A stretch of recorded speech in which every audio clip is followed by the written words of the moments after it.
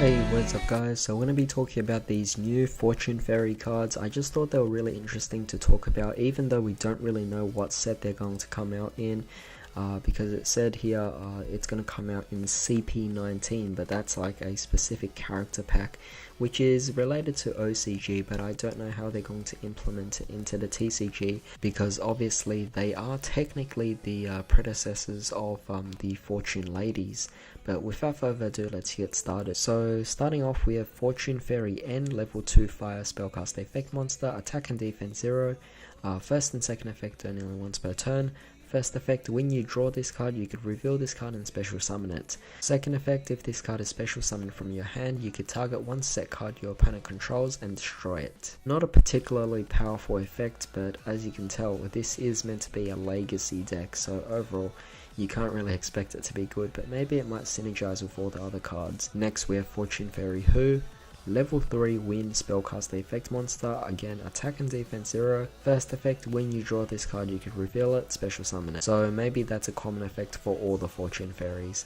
If it's special summon from your hand, then you could target one of your banished spellcasters and add it to your hand. Alright, so again, it seems like they might have a common effect where they have an effect when you draw it, you could special summon it, and if it's summoned from the hand, special summon from the hand, then they gain an effect. So moving on, we have Fortune Fairy Sui, level 4 water spellcast effect monster. So they're also increasing in levels here. Started off with 2, 3, and now 4. Attack and defense 0.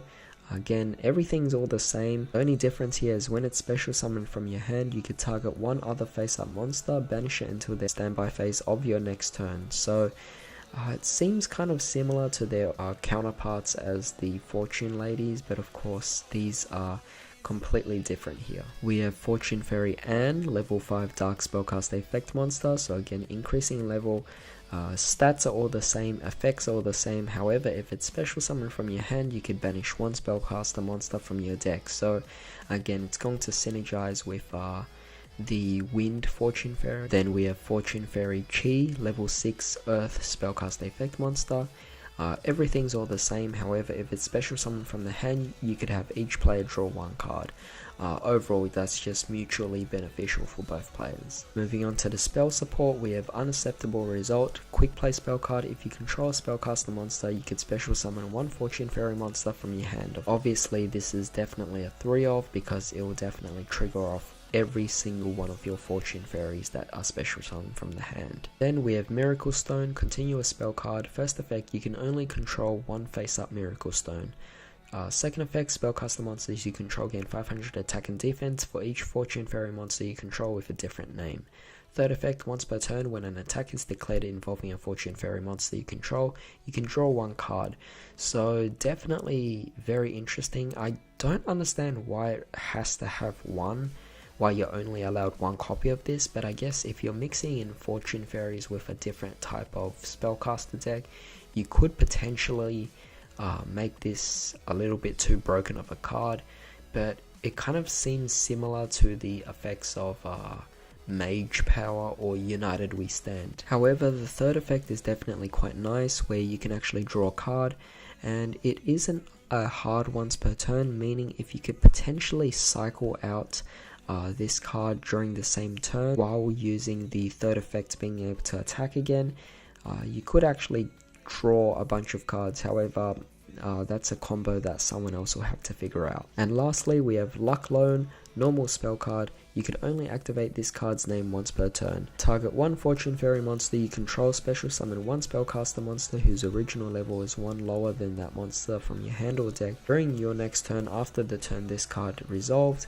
you cannot normal / special summon monsters except spellcaster monsters. But I don't think that's too big of a deal, because you are playing a Fortune Fairy deck anyway, so it's going to be all spellcasters.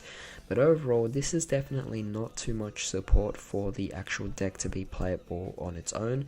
So overall, I could definitely see it being combined with the Fortune Ladies. So it's definitely going to be kind of like an upgrade for Fortune Ladies, kind of like additional support as well, but at the same time we might actually be revealed more cards for the Fortune Fairies itself as well, so it could potentially be its own archetype. But seeing that we're even getting this to begin with, I think it's definitely really awesome to see. So yeah. Now, while we're actually discussing Fortune Fairies here, which are spellcasters, I figure I might as well also talk about the actual reprints or the confirmed list for the TCG structure deck of the Endymion deck. It's definitely quite interesting. Everything we've already gone over, but the most notable cards that we actually see here, firstly, we're getting Spellbook Magician of Prophecy, so that's very nice, but we are getting Droll and Lockbird. That is definitely a very nice card. It's been a very expensive card recently. With all the reprints it's been getting, even in dual power, I think it's just far too expensive of a card, and the fact that we're getting it as a common reprint in a structure deck, good on Konami here, because this is definitely really amazing. Just makes the structure deck great. It's kind of like the Salomon Great structure deck getting Ash as a reprint. But on top of the fact that Droll and Lockbird is getting a reprint, we're also obviously getting Spellbook of Secrets, so that's very nice indeed. But of course we are also getting Pot of Desires as a reprint as well. Now of course Pot of Desires isn't particularly an expensive card, but the fact that it's getting a common reprint is definitely something that I thought was noteworthy here. And lastly, while we have a bit of time, I kind of also wanted to talk about the 2019 Megatins as well that's coming out. Specifically here we're seeing Megatin, because we are only getting one tin, but basically it's going to be launching on Friday, August the 30th of this year, of course, and it's going to be a gold sarcophagus tin, where it's obviously going to be based on the gold sarcophagus that Yugioh had, but it's also designed to actually fit your cards protective way, something that is a lot less, I suppose, not as messy as the original Mega Tins or even the previous tins before that, because a lot of the previous tins, if you guys remember the small tins that we used to get, the regular collector's tins, were really awful for really just storing cards. I mean, there was just additional space that you couldn't fit cards in. Same thing applies for Megatins.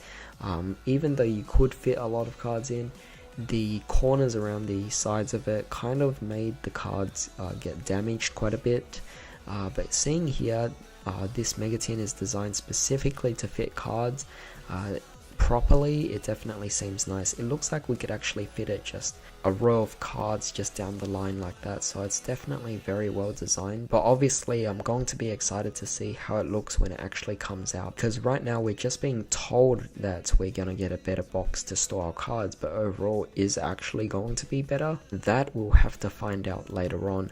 But basically each tin will come with 5 prismatic secret rare variant cards, which is definitely very nice here. But on top of that, 2 cards from the 6 new cards will have art by the creator of Yugioh, so that's very nice, and 2 of the cards from a set of 5 cards from the original Yu-Gi-Oh animated series, which includes the 3 Egyptian god cards with art by Kazuki Takahashi here, so that's definitely really cool. But of course the main thing is we're still going to be getting the 3 mega packs. However, it's crafted slightly differently, but we are getting cards like Danger Tsuchinoko or Nightmare Mermaid and Called by the Grave, so a few examples there.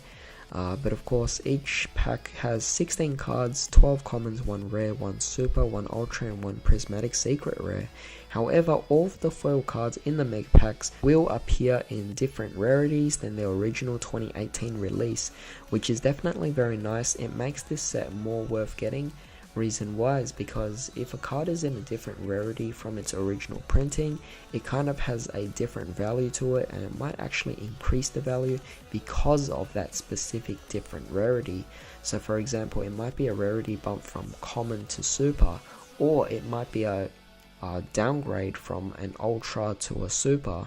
And you know, certain people prefer specific types of rarity, and as a result it could actually change the value of the cards a lot here, and as a result it makes this particular product more worth getting for the actual player. However, this is pretty much all I wanted to talk about today. I thought all these things were definitely really awesome to go over. I might be a little late, maybe 2 or 3 days late here, but of course I'm just providing a different perspective. So tell me what you guys actually think about all this. I just think all these fortune fairies are definitely awesome. All these reprints for the endymion structure deck, really awesome as well. And the Megatin, that is maybe one of the things I'm looking most forward to. But that's going to be in August. So yeah, hope you guys enjoyed this video and hope you guys have a great day. I'll see you next time.